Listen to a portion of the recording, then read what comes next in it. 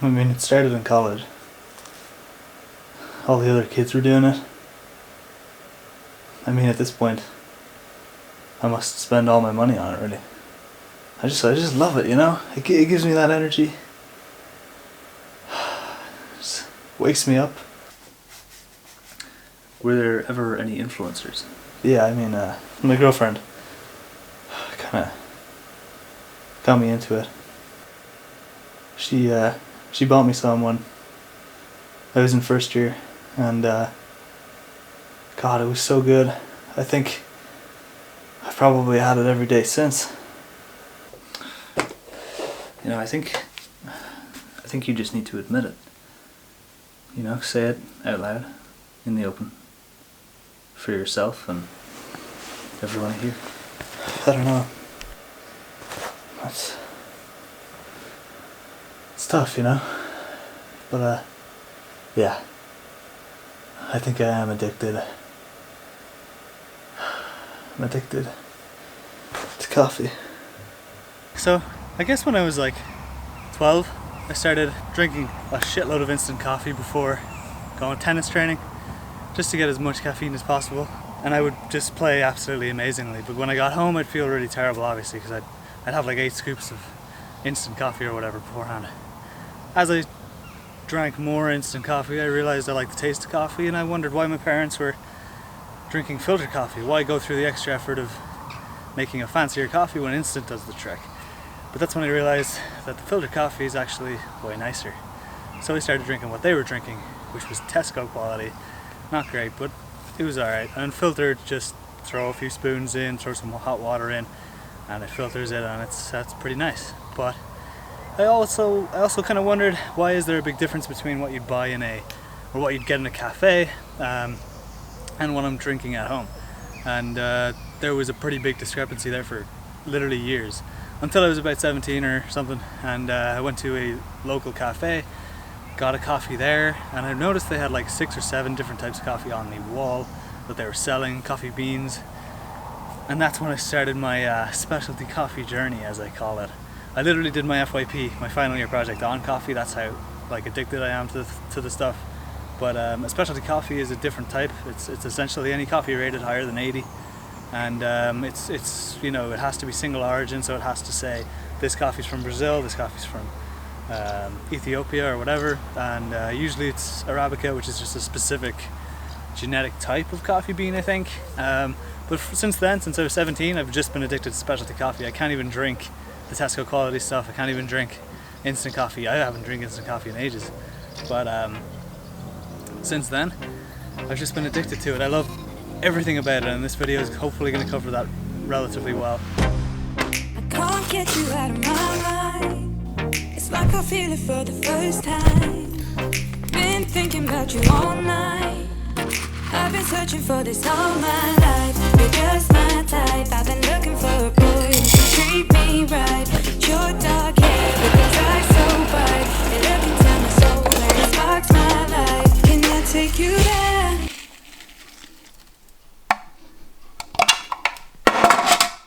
I mean, the other good thing about a good cup of coffee in the morning is it literally wakes you up.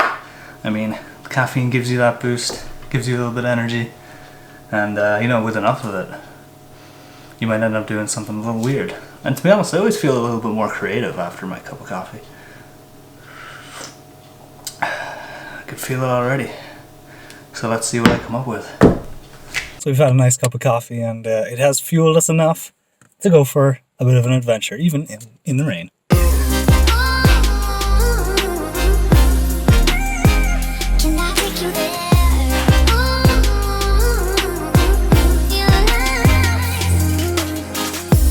This is like creepy as fuck.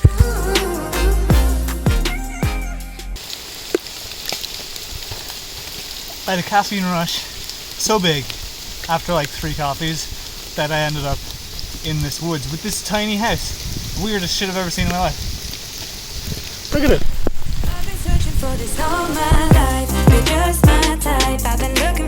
See, the trouble with having a camera or like buying a drone in Ireland is that we can never use them because it's always raining. But this is still cool on a phone. I mean, sort of. It's pretty fucking this is what you get when you have too much caffeine, I guess. So it's you can also levitate your phone. Like it was the first time, do you remember? Can I take you there? You're all I need. Excuse the mustache, but just found a fucking hole in the clips right here. It's pretty crazy.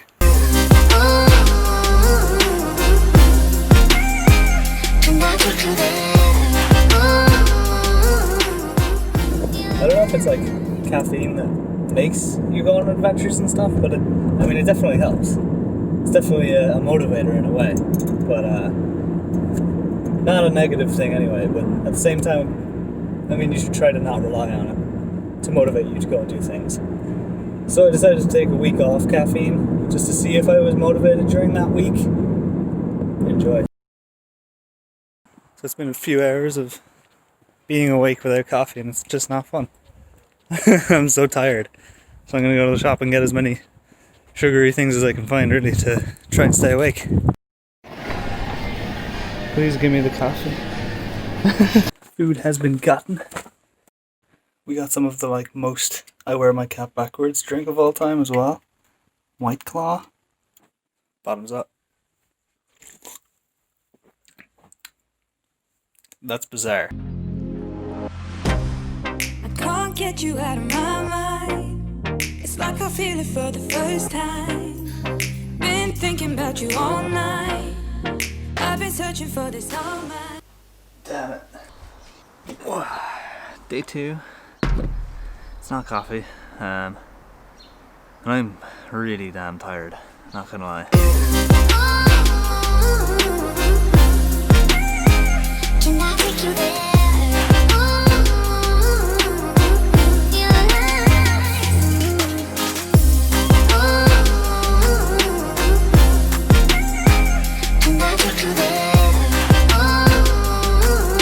Usually I have like 1 or 2 cups of coffee a day. That might be like 3 or 4 if I'm studying or something. But it's day 4 now, and to be honest, I'm feeling the effects. I've been so tired for the last 4 days. I'm so tired. I'm so tired. Just every single day, just tired. Not creative, you know, not willing to say no to anything. Like whatever snacks are near me, I'm just eating all of them. It's bad. Aside from that, I also cheated this morning. I did get a coffee, and it was just so good. I've been so buzzed ever since. It's amazing. I've missed it so much, but I do kind of feel bad about cheating.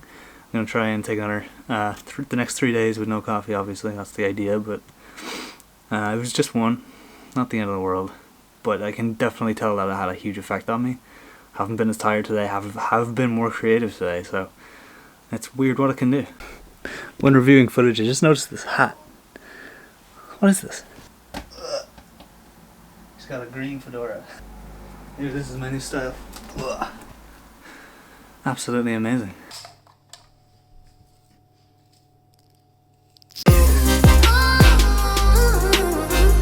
The entire process of making a cup of coffee takes about 3 or 4 minutes.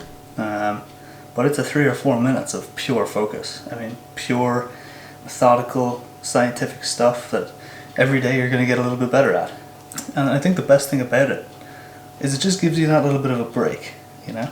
This process here, the pouring process, takes 1 minute 45 seconds, but it is 1 minute and 45 seconds of absolute focus, of complete and utter mindfulness, which is, you know, it's a nice little break. It's 1 minute 45 seconds of just focusing on the task in front of you, thinking of nothing else, and it's all to make a beautiful, unreal cup of coffee.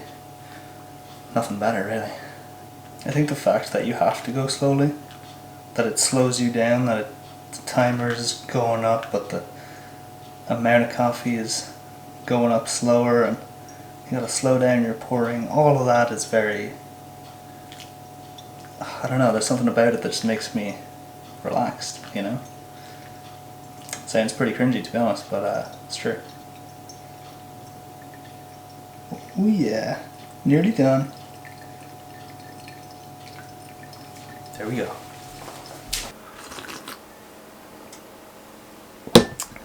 And I mean, the best part of it is the taste, right? The reason you see a lot of YouTubers drinking filter coffee that it's made so meticulously and with such strange parameters, like specific grind size, specific amount of coffee to water ratio, all of that kind of stuff. They're all paying attention to it because it's actually quite important for the coffee.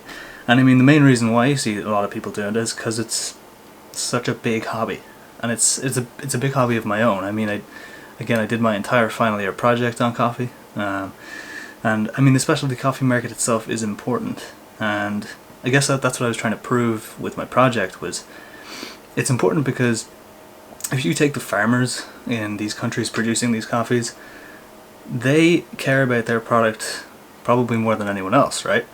And then you get companies like Starbucks that are buying those products at such low prices because they can, because they're buying such huge amounts, and they buy product that is way lower quality. They have their own rating systems. They basically take anything above a 60, but the problem is any farmer that's making anything better than a 60, like a 70 or an 80, isn't getting picked or bought by Starbucks because Starbucks refuses because they're too expensive. That's why Starbucks coffee sucks. But specialty coffee does the opposite, where these farmers now have a bit of a opportunity, a bit of a reason to grow good coffee. Not only that, but most specialty coffee farmers care more about the environment. They have more certificates to do with, you know, good farming processes, environmentalism, Rainforest Alliance, that kind of thing.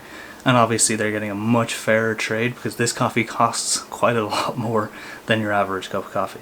When you go to the shop and you buy your bag of beans or your bag of pre-ground, you're probably paying €4 to €5 for it.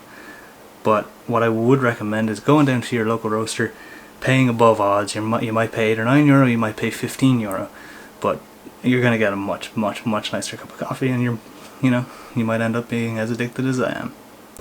It's absolutely roasting in here. Thanks for watching. I hope you enjoyed the video again. I don't know what the point of the video was or whatever. I guess it's about coffee this time, but yeah, if you liked it, thanks, I guess. But yeah, I'm going to be trying to upload maybe weekly from now on, a new topic kind of every week. They're all kind of going to be sort of motivational type videos / video essays. I don't really know yet, but kind of whatever I think up of at the time, I guess. So if you're interested in that, then yeah, I don't know. Yeah, come back to the channel, I guess, at some point. I don't know. I don't really care.